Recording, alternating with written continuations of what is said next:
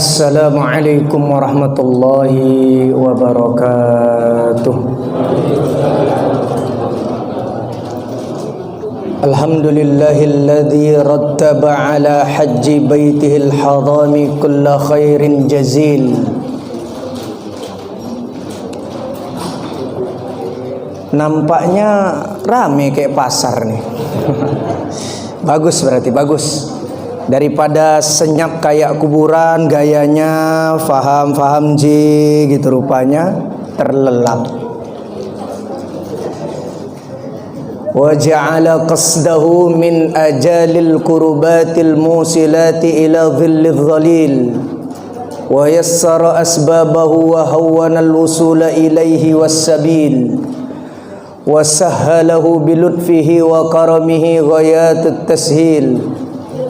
Wa asyhadu an la ilaha illallah al-malikul jalil wa asyhadu anna Muhammadan abduhu wa rasuluhu akmalu al-khalqi fi kulli khuluqin jamil.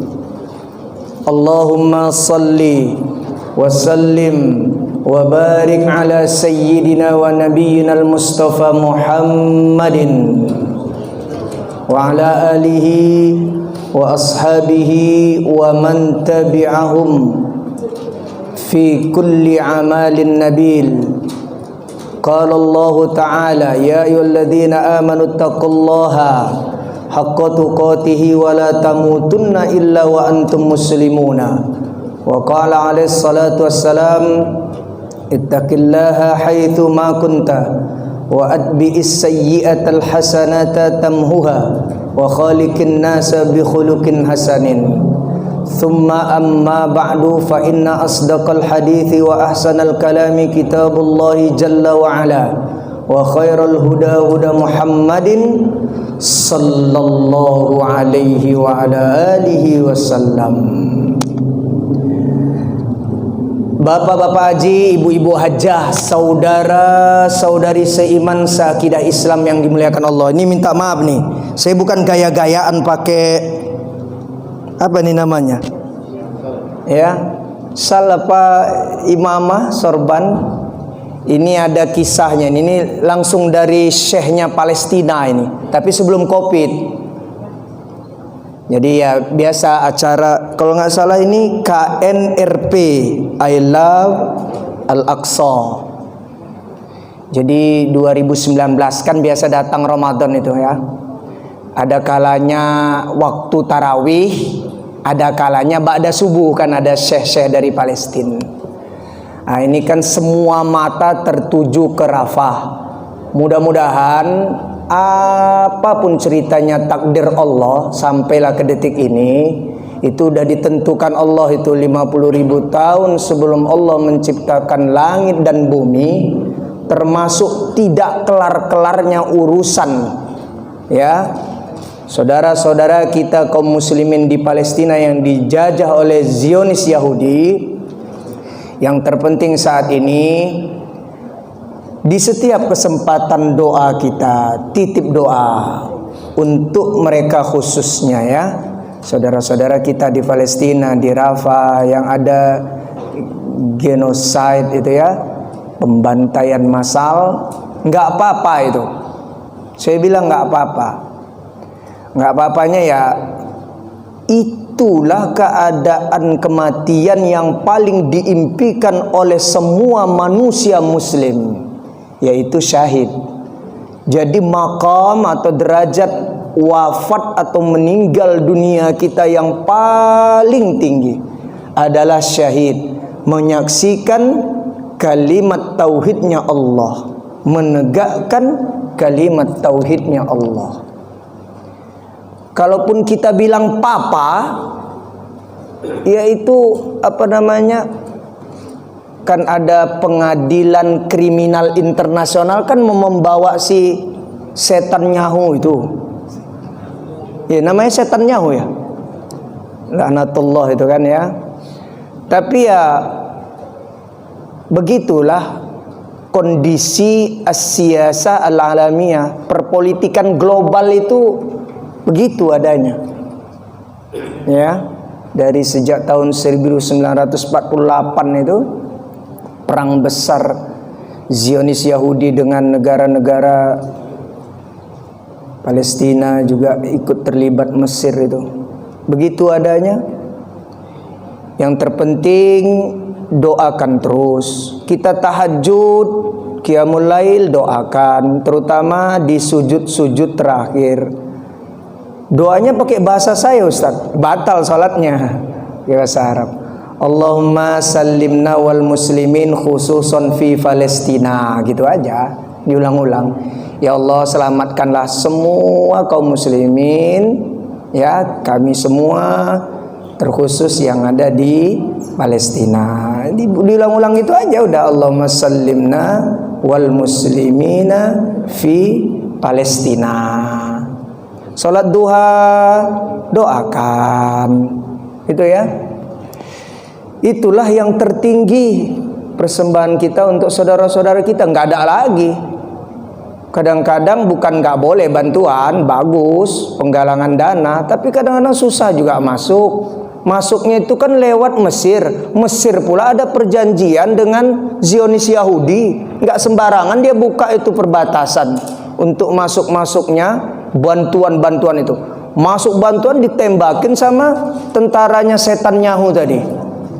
Waliyadzubillah. Ya, yang penting mereka sudah menikmati makanan-makanan, buah-buahan surga, dan mereka dirupakan seperti burung orang-orang mati syahid itu. Dan di Al-Quran surat Al-Baqarah itu jangan kita katakan mereka itu mati jiwanya, hakikatnya tidak, fisiknya iya hancur-hancur. Kalau di riwayat Al-Bukhari itu al-jannatu tahta dhilalis suyufi, gitu. Jadi kita lihat hancur berkeping-keping lah itu fisik, tapi sebelum bom itu, rudal itu, peluru-peluru itu, ya, menghancurkan serpian-serpian tubuhnya para syuhada itu mereka itu az-zilalu al-jannatu tahta dhilalis suyuf. Jadi kalau dulu pedang itu, jadi sebelum pedang itu ditebaskan begini, ternyata di balik pedang itu mereka sudah berada di surga. Jadi fisik itu tidak merasakan apa-apa lagi. Ruh itu dirayu keluarnya oleh para malaikat, berbaris sampai ke dekat sisi Allah sana, dan disambut bukan karpet merah, red carpet. Itu kan gayanya kita ikut-ikut western, ya. Jadi karpetnya green carpet, ya, warna hijau. Malaikat juga menyambut sampai, wah gitu, dirayu-rayu keluarnya ruh itu selembut-lembutnya, gitu. Terus nanti diwujudkan kayak burung yang bertenggeran menikmatin buah-buahan surga. Siapa sini mau mati syahid? Pergi ke Rafah sana. Ya. Demikian ya. Mudah-mudahan Allah akan memperbaiki semua nasib kaum muslimin. Ya, kita yang di Indonesia, saudara-saudara kita khususnya di Rafah, Palestina. Amin ya rabbal alamin. Kita mau ngaji apa ini? Ceritanya tafsir ya. Tadi disebutkan Fadilatul Ustadz lagi ada uzur, mudah-mudahan Allah mudahkan, lancarkan, sehat walafiat, selamat ya, kuat dan istiqomah beliau dalam urusan-urusan ibadahnya, akhiratnya, agamanya, juga aktivitas dunianya. Allahumma amin.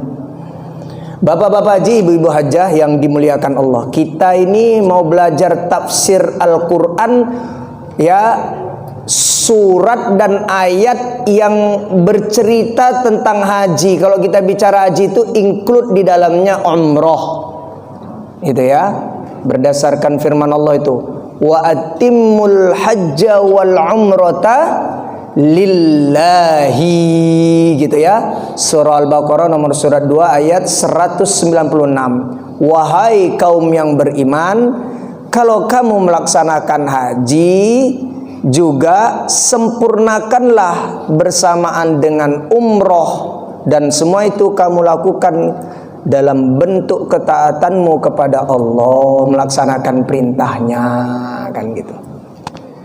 Saya itu kalau misalnya ngajar manasik haji, kursus manasik haji, saya lebih suka bahasanya itu lebih dekat dengan ibadah haji dan umroh, judulnya gitu. Kenapa? Jauh sekali kalau kita cerita haji ini. Umroh aja jauh. Pertama jauhnya nih, kita buktikan. Sebenarnya bunyal Islam ala khamsin. Riwayat Abdullah bin Umar radhiyallahu taala anhuma. Ya, rukun Islam yang 5. Itu sebenarnya tidaklah urutannya itu harus 2 syahadat, persaksian atau ikrar, menegakkan sholat, membayar zakat, berpuasa di bulan Ramadan, ya, berangkat haji bagi yang mampu ke Baitullah Al-Haram. Ini rukun Islam yang 5 ini, haji selalu pula ditaruh di penghujung pula dia. Ya, menyempurnakan rukun Islam yang 5, udahlah ujunglah dia ditaruh. Padahal kalau di redaksi hadis ada kalanya malah puasa Ramadan itu ditaruh yang ke-5. Ya, haji itu yang ke-4. Begitu. Ya, sebenarnya hanya mau menceritakan rukun Islam itu 5, bukan masalah urutannya. Itu dulu. Tapi selalunya ditaruh umat Islam di buku-buku agama nomor berapa itu haji? Paling terakhir kan? Jauh enggak itu? Kalau 1 itu pertama, terus yang terakhir itu 5, berarti yang paling jauh siapa? 5 kan? Makanya saya buat itu, ya, lebih dekat, mengenal lebih dekat dengan haji itu. Yang kedua, haji itu di Permata Pamulang. Di mana? Atau di ada torikoh yang agak goyang di Aceh sana, katanya itu kan Serambi Mekah. Ini saya bukan apa ya, menyinggung orang Aceh, bukan. Itu ada torikoh ya agak goyang lah dia, gitu aja saya bilangnya. Ya, haji itu cukup di sana katanya, kan di sana disebutnya Serambi Mekah. Jadi nggak perlu ke Mekah Saudi Arabia. Padahal haji itu di negara Saudi Arabia. Ya, khususnya pelaksanaan haji itu bukan di Madinah. Madinah itu ziarah aja. Di Mekah itu Masjidil Haram, kemudian Mina, kemudian Arafah, kemudian Musdalifah, kemudian Mina lagi, kemudian Mekah, kemudian Mina. Khalas, selesai, haji mabrur. Gitu aja. Ya, haji itu. Jadi tempatnya pun jauh. Yang ketiga, ini yang mengerikan nih. Saya taruh nomor 3 ini jadinya. Waiting listnya berapa tahun? Jangan kencang-kencang, malah bikin tragis itu. 30 tahun, 20 tahun, 15 tahun.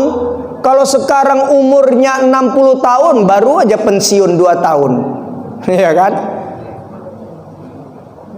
Buka kuota di bank-bank yang ditunjuk oleh Kementerian Agama. Kalau mau dapat kuota, yang waiting list minimal 15 tahun, 25 juta. Duitnya jauh, sobek kantong tuh. Dalam 25 juta, nunggulah 15 tahun. Kalau sekarang 60, berarti berapa tahun lagi? 75 jadinya. Masih hidup nggak itu kira-kira? Ada jaminan nggak? Siapa yang menjamin itu? Allah ya. Kalau Nabi bilang di riwayat At-Tirmidzi, a'maru ummati baina sittin ila sab'in. Average rata-rata umur umatku akhir zaman ini 60-70 aja. Wa aqallu man yajuzu dzalik, jarang yang lewat, itu bonus. Faktanya Rasulullah SAW pun cuma 63 tahun. Jadi Pak Haji, Bu Haja yang 62 tahun 11 bulan, nah tinggal sebulan dah itu nyusul Nabi. Ya, begitu. Uangnya jauh, nunggunya jauh. Datang pula sekarang tren haji furodan. Saya telusuri itu nama sahabat-sahabat saya yang di Kementerian Agama yang ngurusin haji itu. Apa ini haji furodan? Undangan khusus kerajaan Saudi. Bayarnya nggak pakai nunggu-nunggu, tapi bukan hanya kantongnya sobek, sarungnya sobek, pakaian dalamnya sobek, ya celananya sobek, semua sobek. 300 juta. Nah, berangkat langsung tahun ini. Itu pun pernah diangkat oleh media. Diangkat oleh media, saya nggak sebutlah, TV kita lokal. Ada orang udah bayar DP dulu, bayar lebih awal. Ada yang belakangan rezekinya jalan. Dia nggak berangkat. Jadi ada nuansa tipu-tipu juga jadinya furodan ini. Udahlah bayarnya mahal. Itu Haji Sultan namanya, Haji Crazy Riz. Crazy itu gila, Riz itu kaya, kaya gila berarti ya. Saking kan kaya aja dia orang gila gitu. Maksudnya kali ya. Wallahu a'lam. Ya. Dulu Haji Plus yang travel plus itu kan orang-orang workaholic yang lagi seru kerja itu. Dulu itu nggak pakai kuota. Ini bukan furodan, dulu nggak ada furodan itu. Itu ada duit saat itu berangkat, tapi 2 kali lipat dari haji negara. Misalnya haji negara 50 juta, ya dia minimal 100 juta haji plus itu. Dan itu berangkat paling akhir, pulang paling awal. Karena dia ngejar kerja daripada ngejar ibadah. Ceritanya gitu. Kalau haji pemerintah regular 40 hari, pulang pergi 2 hari, 30 hari di Mekah, 8 hari di Madinah, untuk arba'in 40 sholat di Masjid Nabawi. Siapa yang mendapatin berjamaah selama 8 hari 5 waktu sholat 40 kali, maka dia dibebaskan dari sifat-sifat munafik, kesyirikan. Banyak fadilahnya. Itu haji yang regular pemerintah. Ya. Dulu buka kuotanya ya, sekarang berapa? 25 juta nunggu 15 tahun. Belum 25 juta nunggu berapa tahun? Mungkin seabad nanti, jangan-jangan. Allah panjangkanlah umur kita dalam ketaatan kepadanya. Pusing dengar kayak gitu-gini ya. Waduh, makin jauh aja. Enggak, makin dekat. Saya kasih nanti Auradus Solihina, memudahkan untuk haji, wiridnya hamba-hamba Allah yang solih. Tapi nggak bawa tulisan pula nih Pak Haji ini, alat tulis ya. Ya nanti saya share lah kepada pengurus insya Allah ya. Dulu nggak pakai kuota itu haji plus itu, sekarang pakai kuota. Berapa itu? Saya dengar tergantung bayaran, ada yang 5 tahun, 10 tahun. Tergantung mau bayar yang mana ini. Jadi haji plus pun pakai kuota sekarang, nggak boleh. Yang nggak pakai kuota, ya itu furodan itu langsung berangkat. Itu pun kalau rezeki juga kadang-kadang ya. Ini ada sahabat kami ini, termasuk dia join konsorsiumnya Travel Plus. Dia minta doa, masih di Kebun Jeruk. Kapan kau berangkat? Saya bilang orang Medan tapi keturunan Aceh ini. Ponakannya itu Tifatul Sembiring, emaknya itu kakak Tifatul Sembiring. Terus ketua KPU dulu siapa? Husni Kamil Malik, itu juga omnya dia. Sahabat saya ini namanya Tengku Malikus Soleh, keturunan darah birunya Aceh. Saya tanyalah dia, "Lek, kapan kau berangkat?" "Inilah Mas, masih ngurus-ngurus visanya," katanya. "Kau pakai furodannya?" "Iya nih," katanya. "Tapi masih ngurus-ngurus." Jadi masih tentatif juga jadinya. Wallahu a'lam, mudah-mudahan Allah mudahkanlah saudara-saudara kita siapapun ya, pakai apapun dia caranya mau sana. Apalagi yang furodan tuh kasihan loh. Meringis itu 300 juta. Ya. Kalau istilah mu'alim kiai-kiai ini tapi candaan ini. Kalau mau cepat, ini bukan wiridnya orang soleh ya, wali-wali Allah bukan. Ini candaan kiai. Nanti dia anggap benar pula lagi. Ya, tapi kalau mau diyakinin nggak apa-apa. Ini ada 3 ini. Kalau mau cepat haji, baca surat haji rajin-rajin. Surat Al-Hajj ayat 1 sampai selesai. Masih juga kelihatan jauh, baca surat Ibrahim. Ya, masih juga jauh, ya gadekan surat tanah.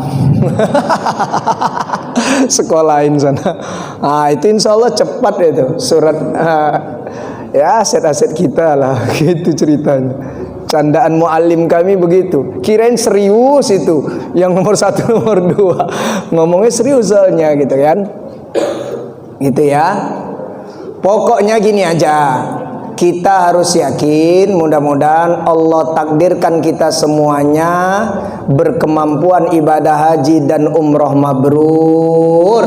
Yang sudah melaksanakan walaupun haji kecil umroh saja, mudah-mudahan mabrurohlah umrohnya, dijagalah kemabrurannya, kualitasnya itu ya. Insya Allah gitu aja ya.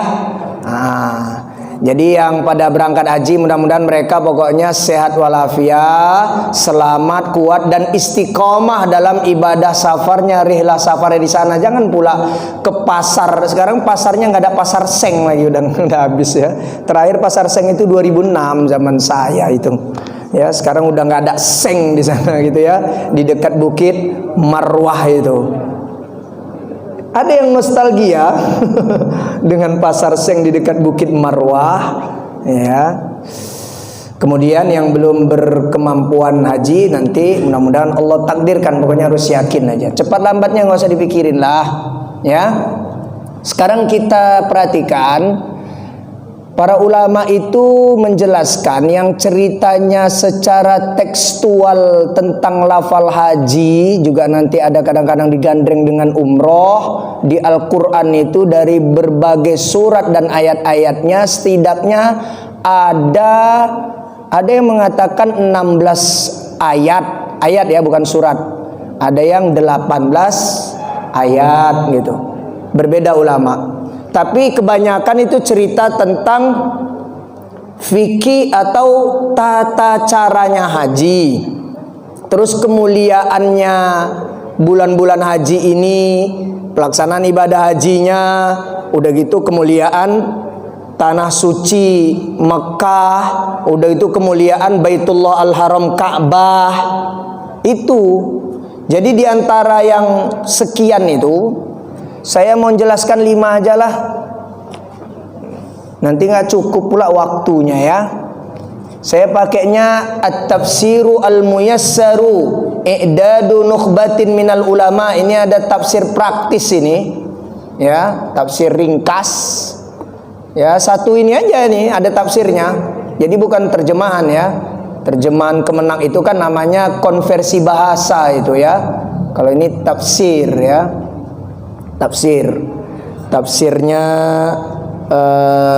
ulama ini, kompilasi para ulama. Kita lihat dulu ini ya. Nanti kita bandingkan ini dengan tafsirnya Jalalain. Nah, ini kan seksi di pondok-pondok salafiyah, pondok-pondok tradisional. Jalaluddin Al-Mahalli dan Jalaluddin As-Suyuti. Nah, 2 Jalal, makanya At-Tafsir Tafsirul Jalalaini. Tafsir 2 orang yang bernama Jalal gitu maksudnya.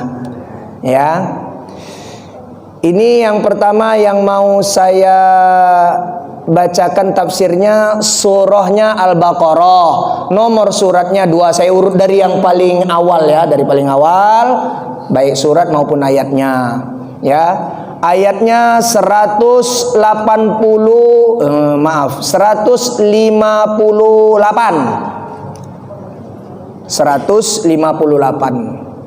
Ya. A'udzubillahi minasyaitonirrajim. Innas Safa, sesungguhnya Safa, wal Marwata dan Marwah, min sya'airillahi, termasuk ya tanda-tanda keagungan, kemuliaan kebesaran Allah.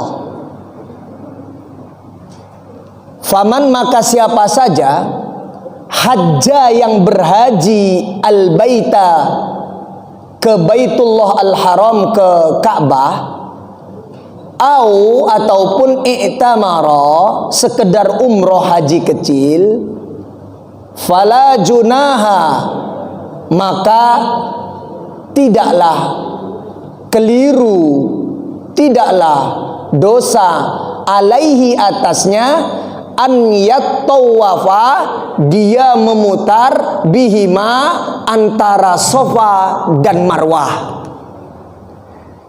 Ini ceritanya ada penyebabnya ayat ini turun, ya, dari Urwah bin Zubair radhiyallahu anhu.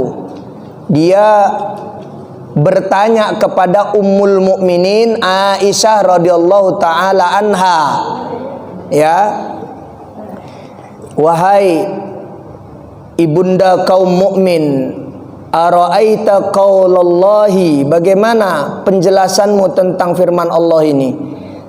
Jadi orang-orang Islam, ya, yang dulunya jahiliyah, ketika kemudian mereka minimal umroh itu kan tawaf mengelilingin Ka'bah 7 kali, dimulai dari Batu Hitam, nanti berhentinya juga di situ lagi, jadi 360 derajat, terus sholat sunnah. Nggak boleh, ya, di depannya makam Ibrahim, harus di belakang, tapi sepenuh Masjidil Haram, mataf, tempat tawaf itu. Kemudian nanti naik ke Bukit Sofa, kemudian berjalanlah sampai Marwah, naik lagi, begitu terus. Nah, khususnya sa'i lah disebut, atau tawaf juga disebut kalau menurut Al-Quran ini. Tawaf di Sofa dan Marwah itu pernah terjadi zaman jahiliyah, dan ada berhala-berhala yang diusap mereka. Di Bukit Sofa ditaruh berhala, di Bukit Marwah ditaruh berhala. Jadi mereka mengganjal lah setelah masuk Islam. Dulu mereka sa'i juga waktu jahiliyah. Orang jahiliyah itu, kalau di Al-Quran itu, ya, di surah, kalau nggak salah Al-Anfal nomor surat 8 itu, mereka juga tawaf, ya, tawafnya tapi bugil, katanya harus, ya, totalitas itu, bugil, telanjang bulat dan telanjang panjang, gitu. Kemudian bersiul-siul orang-orang musyrik jahiliyah ini, tepuk-tepuk tangan. Kemudian nanti di Bukit Sofa dan Marwah ada berhalanya, diusap-usap, minta-minta, udah itu keliling-keliling mereka itu. Begitu. Dan jumlahnya suka hati, terserah. Kalau kita tawaf di Ka'bah 7, Sofa Marwah juga 7. Nggak boleh kurang, nggak boleh lebih. Jadi teringatlah masa lalu. Waduh. Jadi bener nggak ini kita? Ditanyakan. Oh, nggak apa-apa, kata Allah, nggak apa-apa. Sudah ditetapkan oleh Allah bagian dari, ya, tata cara ibadah, minimal umroh juga haji. Silakan kamu tawaf atau keliling-keliling Bukit Sofa dan Marwah, gitu.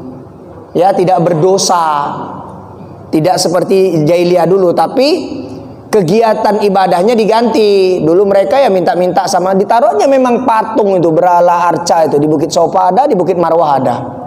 Minta-minta mereka. Gitu. Kalau sekarang enggak, menghadap ke Ka'bah, nanti naik ke bukitnya, ya ada zikirnya, ada doanya, terus nanti turun lagi, gitu. Itu ya. Itu saja yang surah Al-Baqarah ayat 158-nya. Saya tidak jelaskan yang lainnya itu, nggak sampai ujungnya, karena yang ujungnya juga wa man tatawwa khairan, siapa yang tatawu, dia beramal sukarela menambah sunnah, itu baik sekali baginya. Fa innallaha syakirun alimun, Sebab Allah itu maha mengapresiasi semua amal-amal kita, dan Dia mengetahui niat-niat kita ikhlas apa tidak juga dalam beramal itu. Yang tidak ikhlas ya tidak disyakir, tidak diapresiasi oleh Allah. Gitu ya. Nah, itu satu itu aja. Selanjutnya ya,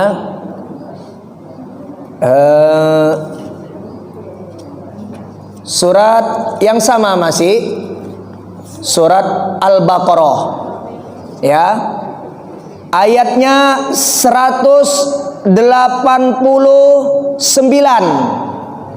Kalau ini menceritakan tentang hilal, yang termasuk juga hilal inilah nanti, hilal itu bulan yang malam hari itu ya, menceritakan udah masuk atau belum bulan-bulan haji, gitu maksudnya ya. Nih firman Allah surat Al-Baqarah ayat 189, yas'alunaka anil ahillah, mereka bertanya kepadamu Muhammad apa pentingnya itu bercerita Islam ini tentang hilal, anak bulan baru, bulan sabit itu, yang kata para pakar ya, yang untuk ru'yatul hilal itu minimal berapa derajat? 3 derajat katanya kan. Tapi kalau versinya Muhammadiyah, walaupun di bawah 3 derajat sudah wujudul hilali, sudah sah. Artinya anak bulan itu sudah masuk ke ya, apanya itu ya, dudukannya itu. Jadi mereka suka lebih awal itu. 1 Ramadan, 1 Syawal, juga kadang-kadang 1 Dzulhijjah yang berdampak kepada 10 Dzulhijjah.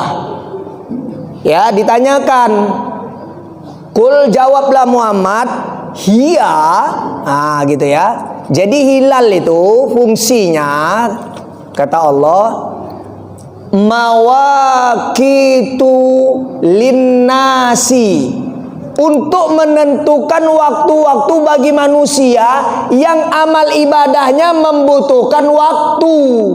Contoh, ini sebenarnya ayat ini juga ada kaitannya dengan Ramadan, karena ini setelah cerita Ramadan ayat ini. Menentukan 1 Ramadan, akhir Sya'ban, pakai hilal. Gitu.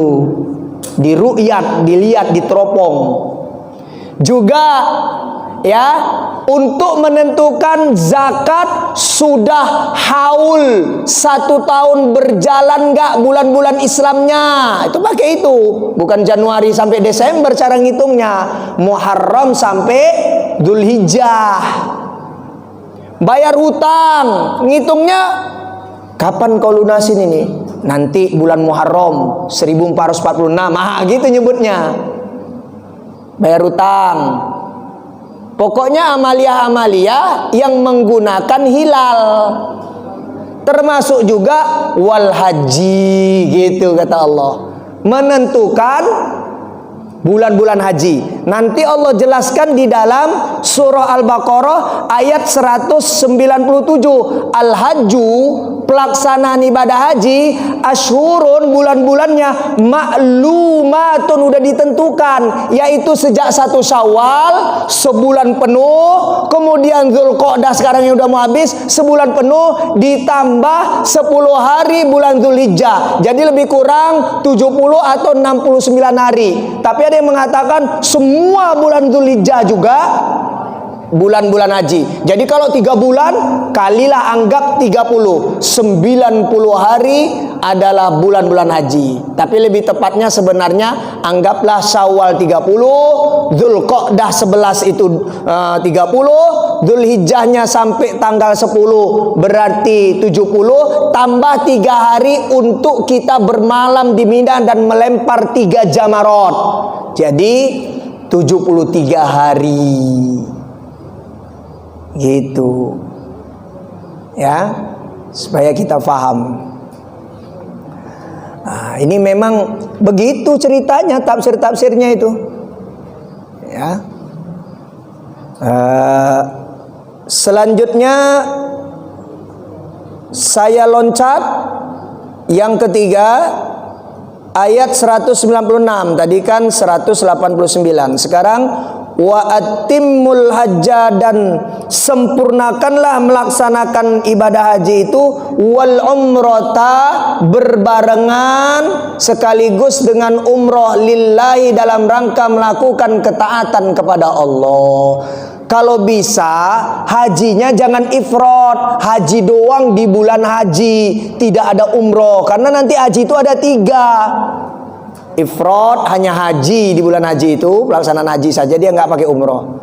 Tapi kalau yang bareng dengan umrohnya ada 2, ya, yaitu kiron, haji Nabi Sallallahu Alaihi Wasallam, dan rata-rata kita tidak pakai itu, kita pakainya tamatu, umroh dulu, lepas niatnya, lepas ihramnya, nanti tanggal 8 Dzulhijjah niat lagi, ihram lagi, niat untuk haji lagi, dipisah. Tamatu itu artinya senang-senang. Nah gitu, enggak terusan ihram, itu kan banyak larangannya. Kalau niat ihram dan pakaian ihram haji terus, wah dilarang, itu banyak larangannya. Enggak boleh mandi pakai sampo, enggak boleh pakai sabun, enggak boleh pakai bedak yang wangi-wangi, enggak boleh pakai minyak wangi, enggak boleh ngomong-ngomong porno. Ngomong porno aja enggak boleh, sebatal itu nanti.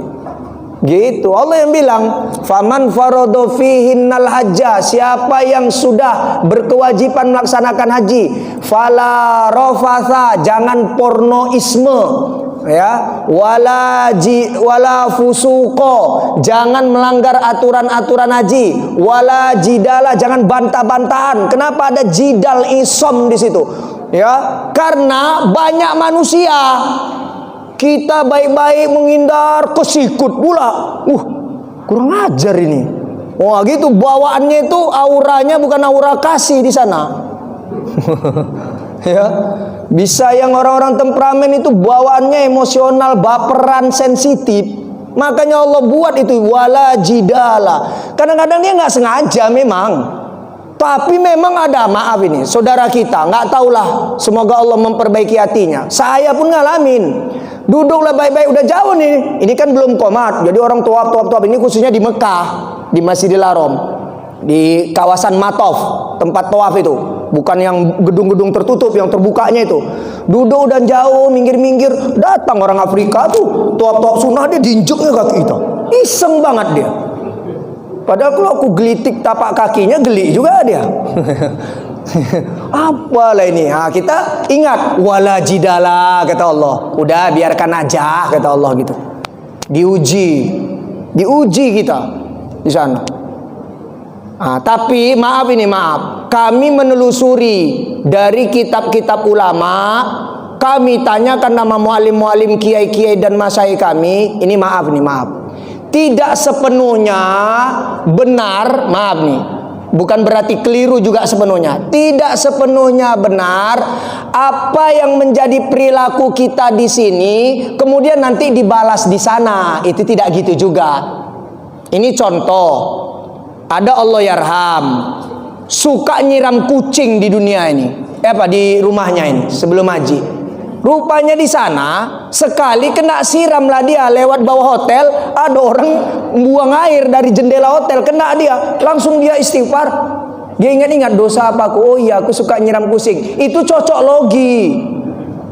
Sebenarnya kenapa ada momen-momen kita itu terkena sesuatu yang seolah selalu kita lakukan di Indonesia? Karena di sana orang kalau haji itu pakai kuota, itu minimal 4 juta orang dari seluruh penjuru dunia. Min kulli fajjin amikin, kata Allah dalam surat Al-Haji itu. Dari seluruh penjuru dunia. Jadi namanya karakter-karakter, kultur-kultur, budaya-budaya, tradisi. Orang kan aneh-aneh. Orang Indonesia aja aneh-aneh. Saya itu saking kan anehnya orang Indonesia, dianggapnya semua warna kuning itu emas padu itu. Sampai tangga-tangga menuju toiletnya Masjid Nabawi ini di Madinah. Kalau Masjidil Haram tangganya nggak warna kuning, warnanya silver. Tapi kalau toilet itu kan di halaman jauh keluar. Itu turun ke bawah tangga manual, itu tangganya kuning. Saya ngelihat dipegangin sama orang Indonesia, tua muda, dicium-ciumin. tabarukan, nyari kebarokan. Apa ini saya pikir gitu kan. Saya kadang-kadang nanya, Haji, Bu Haja ngapain? Iya Pak, Mas. Gitu. Ini emas katanya, jarang ada emas bersebaran di mana-mana. Emas dalam hati saya. Enggak. Gitu ya. Jadi ya memang karena perilaku manusia karakternya macam-macam, jadi ada memang momen-momen seolah kita jadi cocok logi. Kita suka nyiram kucing, nanti di sana disiram. Padahal kejadian itu Allah yaram itu ya almarhum ini sekali aja. Itu pun saya hakul yakin itu nggak sengaja. Ya, pokoknya dia buang, dia lewat mau menuju Masjidil Haram Mekah itu, terus kena siram, walaupun air biasa. Waduh, gitu. Siapa ini? Terus dia ingat, oh iya aku suka nyiram kucing. Ya enggak juga begitu. Tapi di dua tanah suci memang kita enggak boleh ya asal ngomong, itu tempat mustajab. Sahabat saya ini dai, saya bukan membuka aibnya, ini pengalaman saya pribadi. Kami dapat catering karena haji regular itu, cateringnya suka selalu ada telur lauknya, entah sarapan pagi, makan siang atau makan sore, selalu ada telur.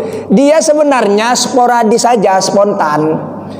Ngomong dia sama sahabat saya juga, saya hanya dengar, nggak ngomong ke saya, tapi saya dengar di kamar itu.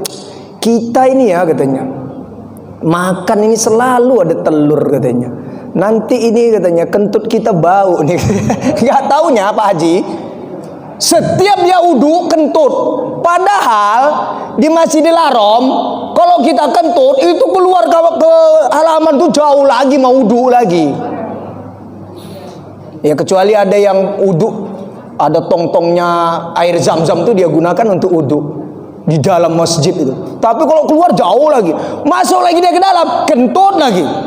Akhirnya dia ngomong di kamar, Mas katanya sama teman yang ngomong tadi, saya kok kentut-kentut terus ya, asal uduk kentut.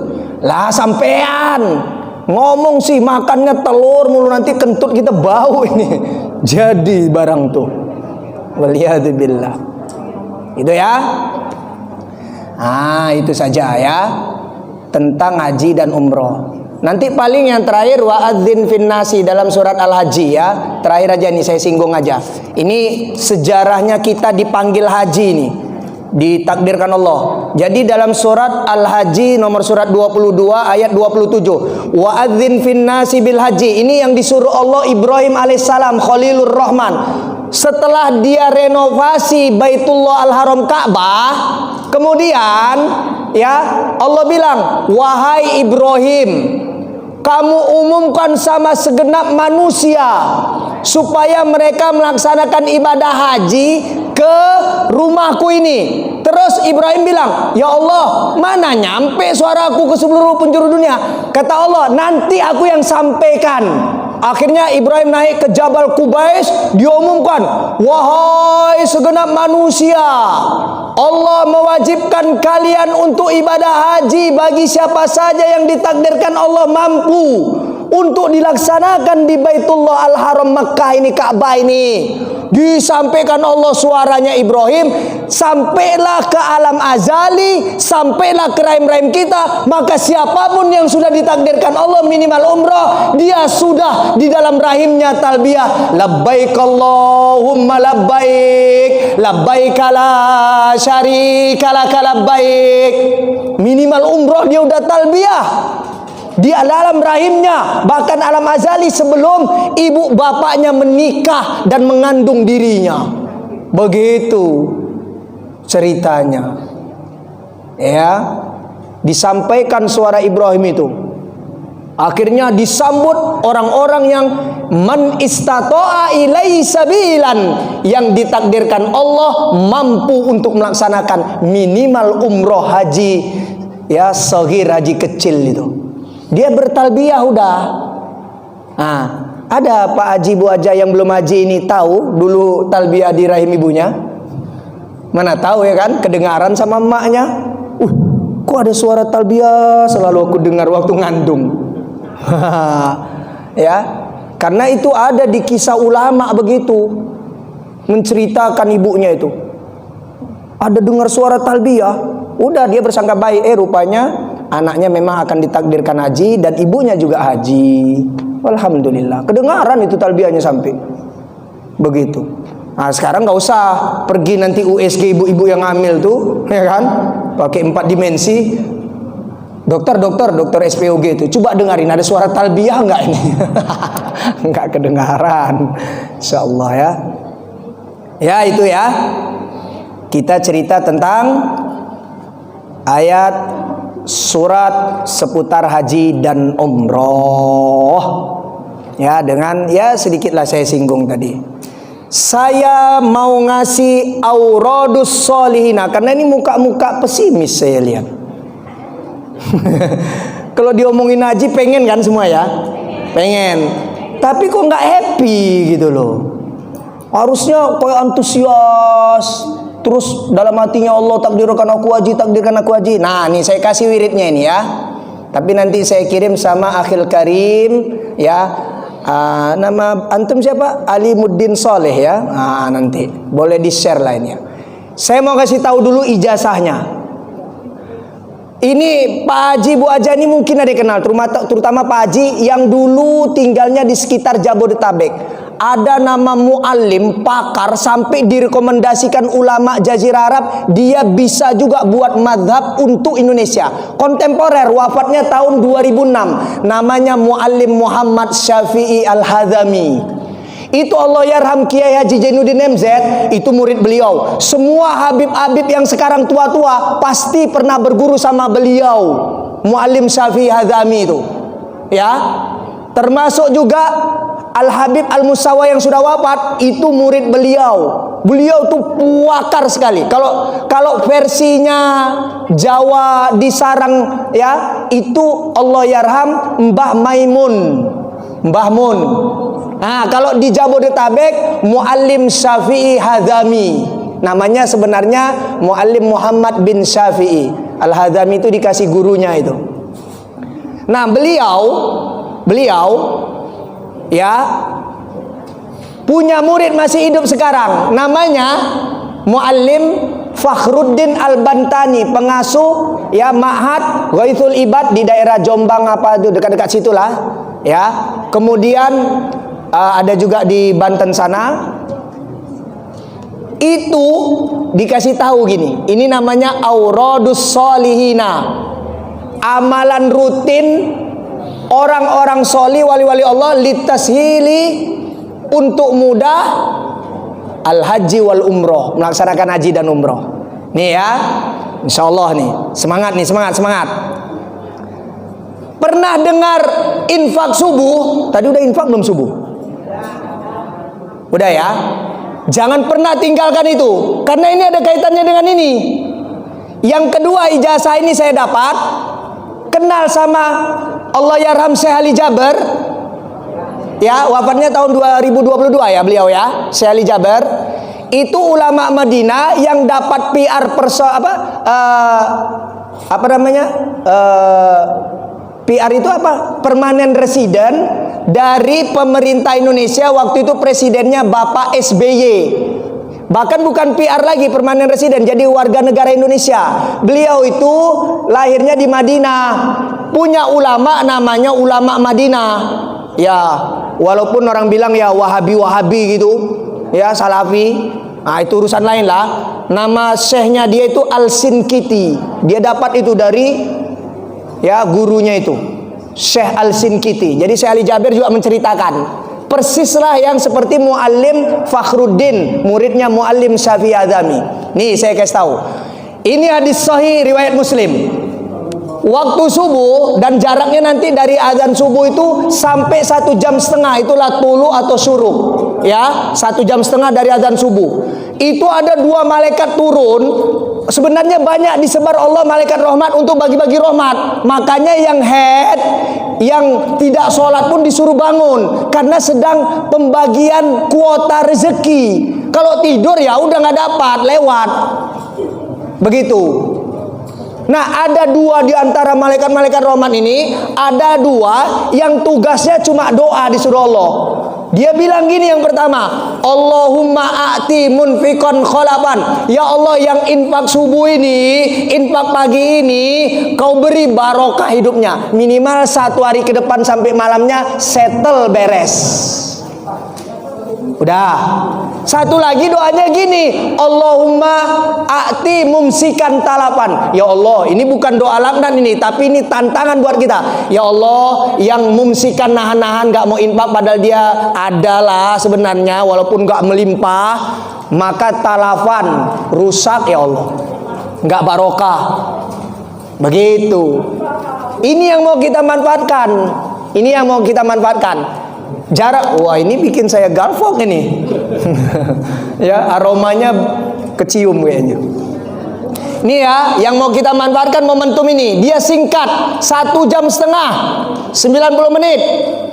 Ya, nih kata ulama, Pak Haji Bu Aja mau infak subuh mau enggak, gabungkan antara infak atau sedekah kita dengan doa. Niatnya karena Allah, hajatnya sebut. Kita jarang, pokoknya karena Allah udah masukkan kotak amal kencelengan. Harusnya ini kalau bisa ini subuh ini saya sarankan ini. Ya, ini dijalankan kotak amal kalau subuh ini.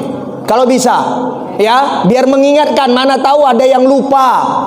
Nah, masukkan. Nanti karena Allah itu, ya. Kemudian ngomong, ya Allah, barokahnya infak subuh ini, saya minta ini, minta itu, minta ini, minta itu, terserah. Gitu ya. Nah, ini yang mau saya kasih tahu amalnya. Selesai sholat subuh, zikir tadi kita udah selesai, zikir pagi juga. Nih, kalau ini di rumah punya kaleng kongguan, nggak punya celengan, pakai kaleng kongguan atau nisin, apalah dia, segi 4 yang bulat, besar, kecil. Udah, dulu Muallim Syafi'i Adzami bilang 1.000. Sekarang agak sulit cari duit 1.000. Bagus lah, malah naik level ya, 2.000 aja. Tiap kita mau berangkat sholat subuh ke masjid, ya boleh itu diawalin. Mau berangkat subuh, gini. Ini dia ada wiritannya, ada bacaan juga nih. Pertama ya, yang dibaca Bismillahirrahmanirrahim 1 kali. 1 kali. Ya, ini wiridnya orang-orang soleh. Anda yang tidak yakin jangan mencela. Anda yang ketat dengan dalil-dalil yang sahih, ya, jangan mencela. Ini auradus solin, tajribah testimoninya udah panjang. Bahkan saya lihat ada di dalam kitab-kitab wali-wali Allah, ya, pengalaman spiritual mereka. Dah, Bismillahirrahmanirrahim 1 kali. Kemudian ya hayyu ya qayyumu la ilaha illa anta 1 kali. Hafal ya? Ya hayyu, wahai Allah yang maha hidup, yang menghidupkan segalanya. Ya qayyumu, wahai Allah yang berdiri sendiri independen dan ngurusin alam semesta, tidak kerepotan, gak butuh sama segalanya. La ilaha illa anta, tidak ada ilah Tuhan yang berhak disembah wujud dengan benar kecuali hanya Engkau. 1 kali. Dah. Kemudian selawat dan taslim kepada Nabi 10 kali. Redaksinya bebas. Mau sallallahu alaihi Muhammad, sallallahu alaihi Muhammad, sallallahu alaihi Muhammad, Allahumma sholli ala Muhammad wa ala ali Muhammad. Mau pakai sayyidina mau enggak, terserah. 10 kali. Ya. Nanti kan saya share sama nanti beliau share lagi. 10 kali selawat dan taslim, ya. Kemudian yang keempat, istighfar, minta maaf, minta ampun sama Allah 3 kali. Redaksinya bebas. Boleh Rabbi firli wali walidayya wa ahli, astagfirullahaladzim wali walidayya wa ahli. Sertakanlah juga orang tua kita, keluarga kita, wali walidayya wa ahli. Rabbi firli wali walidayya wa ahli.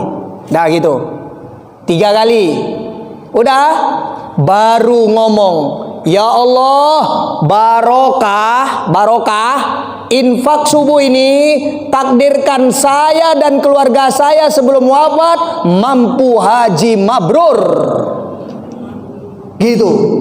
Kemudian selesai dari semuanya, jangan lupa hamdalah sekali, alhamdulillah rabbil alamin. Tapi ingat, khusus yang untuk infak subuh diniatkan untuk haji, nanti kalau meninggal itu tidak boleh diserahkan ke masjid yayasan di Indonesia. Suruh bawa orang yang berangkat umroh minimal. Itu udah milik 2 tanah suci. Jangan dipakai di sini. Gitu. Ya. Atau diteruskan nanti oleh ahli warisnya. Duit itu bukan duit tanah halal, tapi duit tanah haram itu. Iya, jangan dikorupsi. Ya, itu pula syaratnya. Jadi nanti kalau berangkat haji ternyata dapat warisan, dapat gusuran, itu sudah ada. Gimana Ustaz? Udah belanja sana, kasih kami nanti, belikan kami saromain kek. Ya, dia untuk kami gitu. Itu hanya boleh dibelanjakan di 2 tanah suci. Walaupun akhirnya nggak digunakan untuk berangkat haji yang itu. Dapat gusuran, dapat warisan, dapat undian. Ya, door prize berangkat haji. Amin. Wah, duitnya udah ada. Gitu. Inilah yang diijazahkan oleh Muallim Syafi'i Adami, termasuk oleh Muallim atau Kiai Fakhruddin Al-Bantani, oleh Allah yarham Syekh Ali Jaber, dapat dari masyaihnya ya Syekh Al-Sidkiti. Nah, saya bukan ujub, bukan juga fakhro, enggak bangga, enggak sombong. Saya 2004 sejak tahu amalan ini, saya amalkan 2004. Ya, waktu itu 1000 karena Muallim Syafi'i Adami wafatnya 2006, masih 1000 saya taruh di kaleng. Ya, saya amalkan ini langkah-langkahnya. 2005 bulan Januari saya jadi relawan tsunami Aceh 2004 tanggal 27 Desemberan itu ya, tsunami Aceh. Terus saya jadi relawan masuk langsung ke Medan 2005 Januari. 2005 Juni atau Juli saya lupa, ada hamba Allah dari kota Tangerang nelpon saya. Saleh di mana? Masih jadi relawan bang di Medan ini, ngurusin orang korban tsunami yang kami bawa ke Medan. Mau haji katanya. Mau bang. Saya nggak pakai mikir panjang. Ngapain lagi saya bengong apa gitu. Orang saya udah minta lama, saya usaha lama juga ikhtiar. Mau bang, ya udah. Sekarang urus. Dibelikan tiket dari Medan ke Tangerang. Kemudian saya dulu BSM, buka rekeningnya 20.500.000. Berangkatnya tahun itu. Desember 2005 saya berangkat. Jadi testimoninya saya nggak cerita yang lain. Kalau ulama udah benar lah, ya testimoni mereka. Saya pun merasakan barokahnya itu tadi. Terus duit itu Ustaz, ya udah aku jajan-jajan lah di sana. Aku bawa ke tanah Mekah, Medina, jajan-jajan aku makanan-makanan tahapau coba-coba. Ada yang cocok, ada yang enggak, ada yang mulus-mulus perut aku. Karena itu udah haknya tanah haram. Saya bawalah, walaupun belum banyak banget. Gitu ya. Pak Haji, Bu Haja, mudah-mudahan yang belum ditakdirkan Allah nggak usah pesimis masalah umurnya, nggak usah merasa jauh. Kalau Allah takdirkan mudah aja. Saya anak yatim piatu, saya di panti asuhan, saya pendakwah lepas, saya nggak kerja di mana-mana. Ternyata ya saya yakin Allah itu rahmatnya menjangkau semua alam semesta. Saya minta itu, ya Allah, doa itu bisa merubah takdir. Begitulah kata kekasihmu. Maka sekarang kau takdirkan aku doa. Aku minta kau rubah takdir doaku. Kalau dulu di alam azali, di dalam rahim ibuku, aku tidak talbiyah menyambut panggilanmu. Rubahlah itu takdir itu, supaya kau beri kemampuan haji sebelum wafat. Saya minta terus-terusan. Ternyata Allah pun Maha mendengar semua doa-doa kita. Wallahu ta'ala a'lamu bis-shawab. Silakan.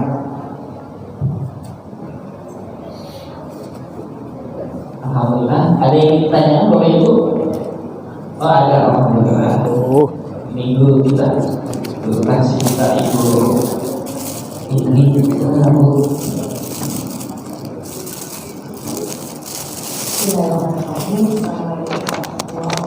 Waalaikumsalam warahmatullahi wabarakatuh. Ini saya bahas sedikit soal juga dari tapi berkaitan dengan sholat kita.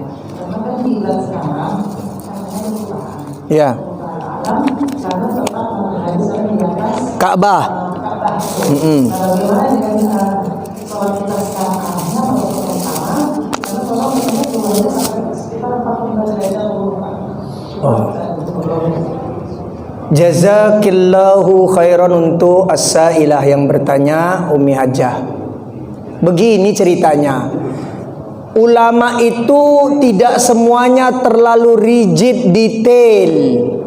Yang penting keumuman firman Allah dalam surat Al-Baqarah itu fawalli wajhaka syatral masjidil haram. Kita berada di timurnya negara kerajaan Saudi Arabia. Maka ini banyak ulama sepakat, khususnya kita ini kita bahas, termasuk Allah yarham Bahmun, termasuk Allah yarham Muallim Syafi'i Azami, termasuk sekarang yang hidup itu ya Gus Muhammad Bahauddin Nur Salim. Dia bilang yang penting kita menghadap ke barat itu sudah sah hukumnya. Karena kita di timurnya Saudi, maka kita harus menghadap Mekah itu ke arah barat. Jadi enggak harus juga nanti momen-momen waktu tertentu geser. Ternyata maaf. Yang bertanggung jawab ini sebenarnya termasuk Majelis Ulama Indonesia. Mereka sendiri pun kerepotan, paling sosialisasi, paling sekedar memberikan ya semacam edukasi. Sebenarnya mereka lah otoritas yang harusnya kalau memang kita geser dikit lah berapa derajat, akhirnya mereka pun mengalami kesulitan. Sekedar menyarankan kepada DKM pengurus-pengurus. Maka sebenarnya keumuman dalilnya Umi Hajah fawalli wajhaka syatral masjidil haram itu sudah sah. Jadi nggak perlu momen tertentu betul-betul matahari di atas Ka'bah maka ada pergeseran sampai signifikan sekian derajat. Nah, nggak begitu juga, ya. Nah, itu sudah akhirnya kebanyakan pendapat, khususnya kita nggak usah bahas internasional, di Indonesia. Akhirnya Majelis Ulama pun yang tadinya mengedukasi dan menyarankan, menganjurkan, dia pun bilang ya nggak apa-apa juga, nggak harus juga digeser-geser lah. Hanya sekedar ada tambahan ilmu pengetahuan saja. Cukup ya, Umi Hajah. Jazakallahu khairan. Oh ya silakan, itu ada Pak Haji itu.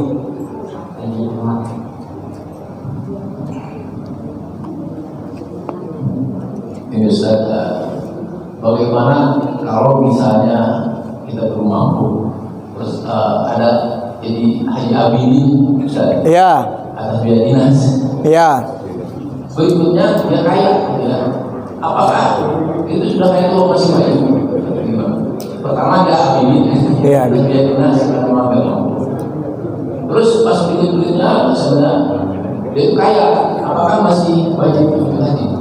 Taib, jazakallah khairan. Pak Haji yang Sa'il bertanya, nih saya baru dengar nih istilah Abidin, atas biaya dinas. Saya taunya haji itu haji nisab, karena ya udah sampai nisabnya dia mampu, dimampukan Allah, entah yang dia memang punya usaha, gaji atau apa yang ditabungnya, atau yang mendadak dapat hadiah. Ada haji nasab, ya keturunan haji-haji. Ada haji nasib. Ya, kayak saya haji nasib. Ini ada lagi nih, Haji Abidin. Pak Haji, perhatikan firman Allah surat Ali Imran, walillahi 'alan nasi. Salah satu dari sekian banyak ya kewajiban manusia kepada Allah, ya Allah mewajibkan manusia hijjul baiti, berhaji ke Baitullah Al-Haram, man, Allah kasih syarat loh Pak Haji, man terhadap hambanya istato'a, yang Allah takdirkan berkemampuan ilahi untuk melaksanakan haji, sabilan, jalannya. Kita perhatikan dulu nih ya. Ditanyalah oleh sahabat, sabil itu ma'as sabilu ya Rasulullah, maksudnya menempuh jalannya itu apa ya? Azadu, ada bekal, ya ada bekal, ada uang. Jadi dia cukup secara finansial, tidak menganut aliran sufi sulit finansial yang kalau akhir bulan terkena sindrom tekanan dana rendah gitu ya. Jadi hanya yang Allah takdirkan mampu. Mampunya tadi bisa jadi dia memang nisab, nasab, memang orang-orang kaya, atau nasib. Ya, orang miskin tapi diberangkatkan haji. Orang yang tidak mampu. Ada duit, kalau dia kepala rumah tangga, bukan hanya sana, berapa hari dia tinggalkan keluarga, cukup 40 hari. Terus warohilatan, kendaraan. Ya sekarang kendaraannya udah ada lah, pesawat. Ya. Jadi Pak Haji, dalam fikih nawazil kontemporer, ulama muasirah mengatakan, ulama kekinian, orang-orang dalam tanda kutip terlalu memaksakan dengan minjam, itu kan termasuk sebenarnya minjam, menggadaikan surat pengangkatan gitulah ya Pak Haji ya, lebih kurang ya, yang abidin itu termasuk orang yang sebenarnya dia bukan istatoun, orang yang berkemampuan. Tapi ada juga pendapat sedikit, bolehlah hutang untuk haji asal logis, realistis, tidak membebanin. Jadi ada orang-orang ASN, BUMN yang menggadaikan surat ya pengangkatan kerjanya itu untuk berangkat haji, kan ada jaminan sampai pensiun, dia juga kan masih dibayar selama dia masih hidup. Nah, gitu Pak Haji.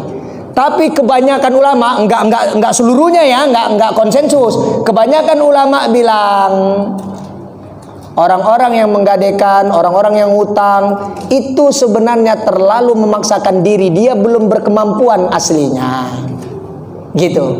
Tapi kalau dia diberangkatkan oleh dinas itu lain.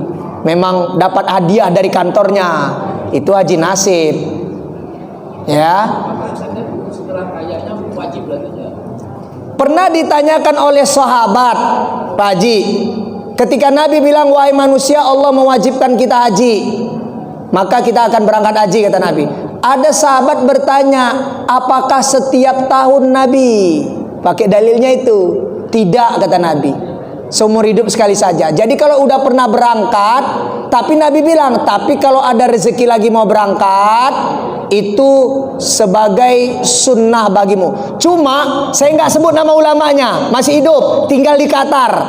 Dalam fikih kontemporer dia bilang, orang jangan sampai solih individual, jangan sampai cerdas individual, harus solih sosial, harus cerdas sosial. Betapa uang itu kalau kamu gunakan untuk rumah-rumah yatim, duafa, fakir, miskin, janda-janda, musab-musab Quran, infrastruktur, bangunan-bangunan Islam, begitu dinasihatin. Itu namanya hawa nafsu, kata ulama dunia ini, saya nggak sebut namanya.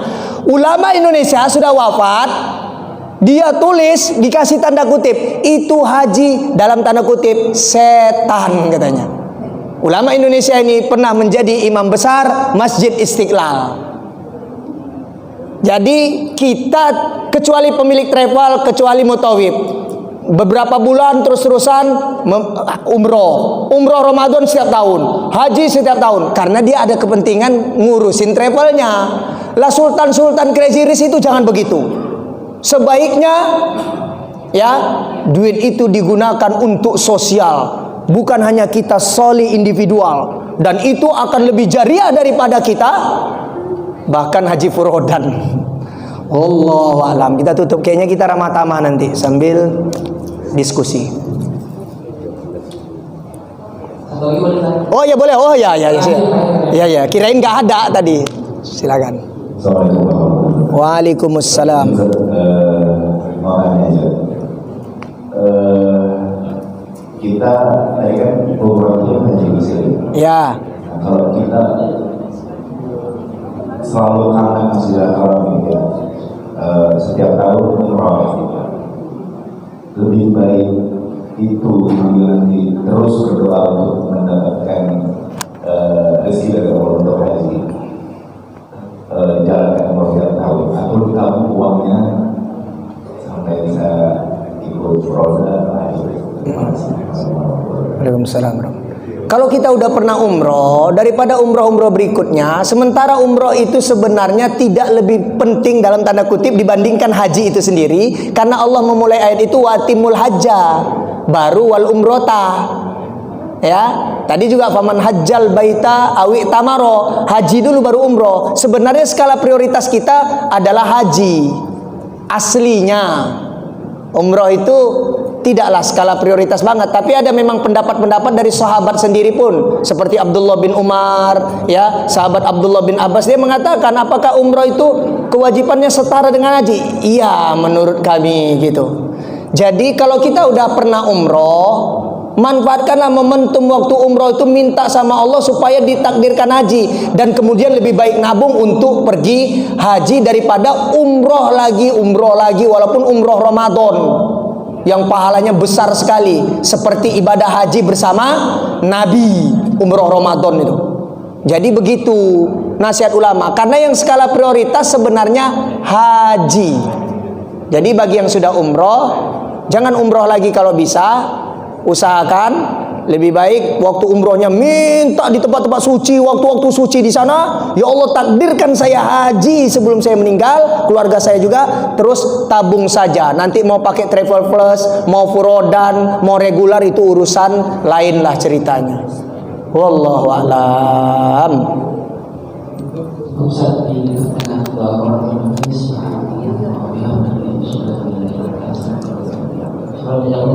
Wa iyyakum. Kita tutup dengan hamdalah, alhamdulillahirabbil alamin, salawat dan taslim untuk Nabi. Allahumma shalli wa sallim ala nabiyina Muhammadin. Penutup semua kegiatan, subhanakallahumma wa bihamdika asyhadu an la ilaha illa anta astaghfiruka wa atubu ilaika wal afu minkum wallahul muwaffiq ila sawa'is sabil. Wassalamu alaikum warahmatullahi wabarakatuh.